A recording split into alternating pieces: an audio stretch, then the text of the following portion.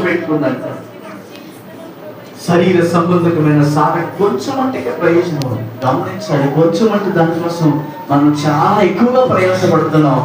ఏదైతే ఎక్కువ కాలం ఉంటుందో, ఏదైతే నిత్యం జీవం ఉంటుందో, ఏదైతే నిత్యం జీవింపజేస్తుందో, ఏదైతే నిత్యం ఉంటుందో దానికోసం చాలా తక్కువగా కష్టపడుతున్నాం. మనం చాలా తక్కువగా ఆలోచిస్తున్నాము.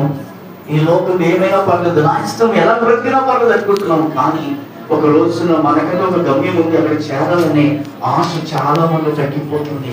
ఈ లోకంలో నేను మన ఇష్టమని బ్రతుకుతున్నాను. మార్తలా కాదు ప్రభువా, మరియలాగా బ్రతకడానికి బ్రతుకుతాయి.